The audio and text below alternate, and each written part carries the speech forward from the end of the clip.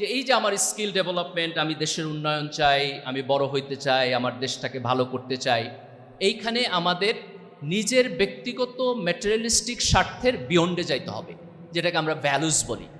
ভ্যালুজের দুইটা পার্সপেক্টিভ। একটা হলো এই যে আমার আপওয়ার্ড সোশ্যাল ব্রিঙ্গিং, যে আমি ভালো রেজাল্ট করব, ভালো চাকরিতে যাব, কন্ট্রিবিউশন করব, ভালো করব। এখানে আমি ইমোরাল কিছু করব না। আমি পরীক্ষায় নকল করব না, আমি খাতা টেম্পারিং করব না, আমার যতটুকু সামর্থ্য আছে ওই অনুযায়ী আমি পরীক্ষা দিব। আমি যখন চাকরিতে যাব আমি চুরি করব না, আমি মিথ্যা কথা বলবো না, আমি ঘুষ খাবো না, আমি দুর্নীতি করব না। এটা হচ্ছে আমার একটা মোরাল পয়েন্ট, যে আমি ফেয়ার জায়গায় থাকবো। আরেকটা মোরাল পয়েন্ট হলো আমার যেইটুকু ক্যাপাসিটি আছে অথবা যেইটুকু ক্যাপাসিটি হবে সেইটুকু দিয়ে আমি আরেকজনের জীবনে ইম্প্যাক্ট তৈরি করার জন্য চেষ্টা করব, আমার বিয়ন্ডে, কালেকটিভলি, ফর দ্য সোসাইটি। হয় এটা আরেকজন ইন্ডিভিজুয়াল ব্যক্তি অথবা কালেকটিভ ব্যক্তি অথবা সমাজ। আমরা যখন এই কাজটা করতে পারবো, যে আমার একটা স্কিল সেট আছে, এই স্কিল সেট দিয়ে আমি সমাজকে কন্ট্রিবিউশন করতেছি, আমি রাষ্ট্রকে কন্ট্রিবিউশন করতেছি, তখন আমার কাজের একটা স্পিরিচুয়াল মিনিং তৈরি হবে। এই মোটিভেশনটা আমরা যারা মুসলমান তারা ইসলাম ধর্ম থেকে নেই, যারা অন্য ধর্মের তাদের ধর্মের মধ্যেও এই মোটিভেশন আছে। ইভেন ধরো কেউ যদি ধর্মে বিশ্বাসও না করে, সেও তার মানবিকতার জায়গা থেকে এটাকে জাস্টিফাই করতে পারবে।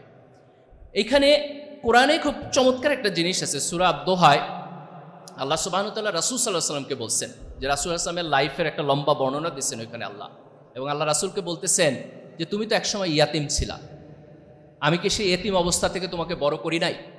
এবং if you just keep reading, তারপর আল্লাহ রাসূল সাল্লাল্লাহু আলাইহি ওয়াসাল্লামকে বলতেছে যে যখন তুমি যদি কখনো কোনো ইয়াতিম ব্যক্তিরে দেখো, তাহলে তার সাথে খারাপ ব্যবহার করো না, তার সাথে রুড আচরণ করো না। এখন if you look into this second sentence, যে একজন ইয়াতিমকে দেখলে তার সাথে বাজে ব্যবহার করো না, এটা তো আল্লাহ রাসূলের বলার কথা না, রাসূলের তো এটা করার কোনো সম্ভাবনা নাই। কেন আল্লাহ সুবহানাহু ওয়া তাআলা এটা বলতেছেন? এটা বলতেছেন কারণ এটা তার নিজের লাইফের সাথে রিলেটেড, যে রাসূল নিজেই একসময় ইয়াতিম ছিলেন, ওই এক্সপেরিয়েন্সের মধ্য দিয়ে আল্লাহ রাসূল গেছেন।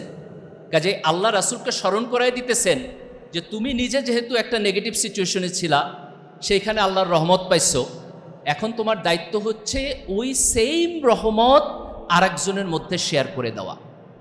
এই যে তোমার এক্সপেরিয়েন্সিয়াল, যে তোমার নিজের জীবনের এক্সপেরিয়েন্স থেকে তুমি যেটা শিখলা, সেই সেন্সিটিভিটি আরেকজনের জন্য শেয়ার করা।